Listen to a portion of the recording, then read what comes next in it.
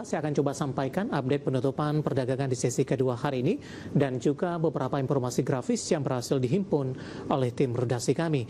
Dan pemirsa, di penutupan perdagangan di sesi kedua hari ini, indeks harga saham gabungan memangkas dari sisi laju terbatasnya penguatan beberapa menit jelang penutupan, di mana di penutupan menguat di 0,91%, hampir mendekati di 1% di 6.231,780. Intraday tertinggi hari ini di 6.249,903. Dibuka di zona hijau pada pagi tadi masih berada di level 6.100-an, tepatnya di 6.197,476. Langsung saja kita ke grafis yang pertama, pemirsa. Kita akan coba lihat update penutupan beberapa indeks lainnya seperti MNC 36, Jakarta Islamic Index, dan juga ada LQ45. MNC 36 ditutup menguat di 0,70%, Jakarta Islamic Index juga menguat di 1,97%, sementara LQ45 juga menguat di 0,94%. Selanjutnya rotasi pergerakan sektoral, sektor industri memimpin penguatan di 3,44%, energi juga menguat di 2,61%, barang baku juga menguat di 2,01%, seiring pembalikan arah dari saham aman yang sempat tertekan secara intraday. Teknologi melemah di 0,56%. Saham-saham yang masuk ke dalam deretan top gainers, pemirsa, ada TPIA ke grafis selanjutnya, menguat signifikan pas pembalikan arah di jelang penutupan 2120. BBRI juga menguat, nilai transaksi di atas 1 triliun rupiah.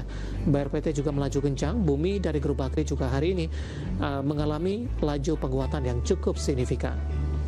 Grafis yang terakhir, saham-saham yang menjadi pemberat ada BUFA, Antam, UNTR, dan PRDL.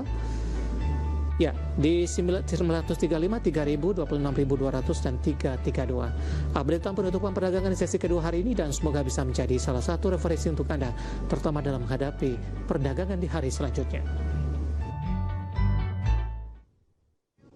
Kita akan jeda kembali dan tetap di tempat Anda. Nanti kita akan coba ulas beberapa pertanyaan masuk di WhatsApp interaktif. Kami akan segera kembali. Terima kasih untuk Anda yang masih bergabung bersama dengan kami. Dan di segmen ini pemirsa, kita akan review jalannya perdagangan di sepanjang hari ini. Dan kami ingatkan kembali, Anda masih bisa berpartisipasi di WhatsApp interaktif seperti yang tertera di layar televisi Anda nantinya. Dan saat ini kita terhubung melalui Zoom dengan Bapak Teh Ritya Wicaksana yang merupakan Head of Retail Research MNC Sekuritas. Kita akan langsung sapa saja. Pak Didit, selamat sore. Apa kabar, Pak? Halo, selamat sore Mas David. Kabar baik. Terima kasih Pak Didit sudah meluangkan waktu di IDA Channel. Di awal pekan, Pak Didit, indeks harga saham gabungan lebih dominan melanjutkan penguatan. Meskipun di beberapa menit ini laju penguatannya sudah terpangkas, Pak. Tapi dari sisi teknikal, hari ini sudah jebol di atas level 6.200-an. Jebol ke atas maksudnya. Bagaimana analisis Anda secara teknikal laju penguatan yang masih terus berlanjut di saat ini dan sudah menembus di atas level 6.200-an, makin menjauhi Pak level intraday terendah di bulan Juni lalu?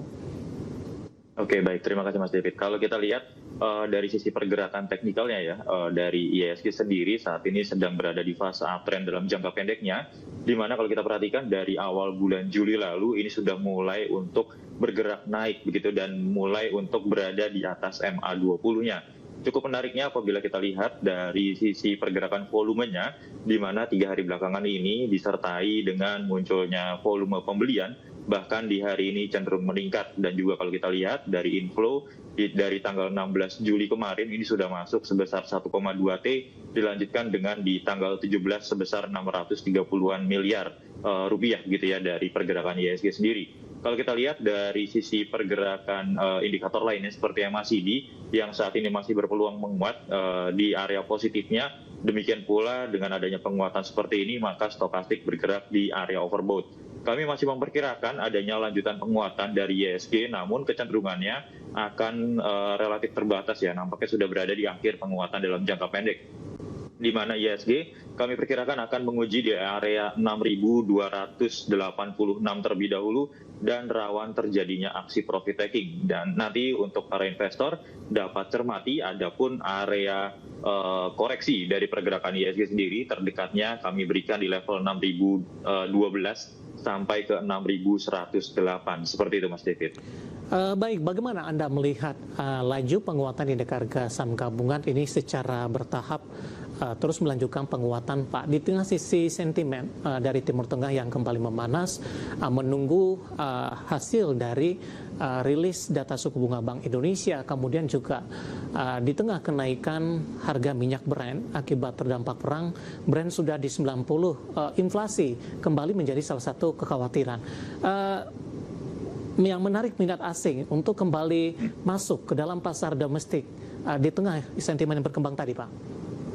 Oke, baik. Kalau kita lihat memang dari sisi sentimen globalnya ini agak kurang mendukung ya, di mana kalau kita perhatikan bersama, Amerika Serikat kembali lagi memanas di Timur Tengah begitu, dan kalau kita lihat dari Selat Hormuz ini kembali terganggu untuk distribusi pasokan minyak mentahnya, sehingga kalau kita lihat beberapa harga minyak mentah dari Brent ataupun WTI sendiri ini cenderung menguat, dan ini juga menimbulkan atau meningkatkan kembali kekhawatiran investor akan adanya inflasi global. Namun demikian kalau kita lihat dari rilis data Amerika Serikat sendiri, makroekonomi Amerika Serikat, di mana kecenderungannya relatif membaik, dan kalau kita lihat juga dari konsensusnya, ini meningkatkan akan adanya penahanan ya, The Fed menahan suku bunga acuan di level 3,75.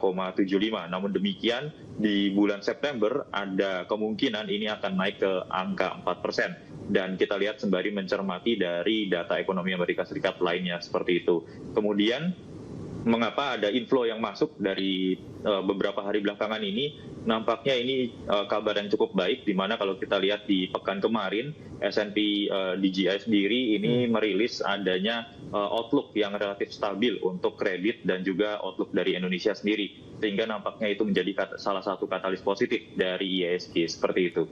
Baik, untuk Bank Indonesia, Pak, ada peluang menaikkan kembali atau di-hold kembali, Pak? Oke, kalau dari sisi forecasting dari konsensus sendiri, memang kecenderungannya naik di 6%, namun harapan dari para investor nampaknya akan bertahan di 5,75, seperti itu Mas David. Baik, langsung saja kita ke teknikal, Pak. Saham-saham yang hari ini menjadi penopang indeks harga saham gabungan. Sesi pertama di 1,68%, intraday tadi sempat ke 3.080. Analisisnya, Pak Didik? Oke, baik. Kalau kita lihat dari pergerakan BBRI sendiri dalam jangka pendek ini juga sedang berada di fase uptrendnya dan mampu bergerak di atas MA 60-nya. 3 hari berturut-turut BBRI juga masih didominasi dengan munculnya volume pembelian. MACD dan stokastiknya juga menarik, di mana MACD sedang berada di area positif dan stokastiknya juga sudah berada di area overbought-nya, nampaknya akan cenderung flat terlebih dahulu. Nanti dapat dicermati area resistennya di 3.130. Apabila BBRI mampu break ke atas area tersebut, maka dapat kami perkirakan BBRI akan menguji di 3.190 sampai ke 3.300. Namun demikian dapat dicermati pula area koreksi yang dapat kami berikan untuk BBRI sendiri, di mana supportnya ini berada di level 3.000, break dari 3.000 paling tidak akan menguji dulu 2860 sampai 2950. Seperti itu Mas David. Baik, penutupan di 3.020 di 1,68%. Lebih bertahan di zona hijau hari ini. Intraday tadi sempat ke 2.990, dan lagi-lagi keputusan investasi tetap ada di tangan pemirsa IDIation. Pak Didit, menarik. Kita akan jeda terlebih dahulu, nanti kita akan coba lihat saham-saham apa saja yang Anda rekomendasikan, dan pemirsa kami akan segera kembali sesaat lagi.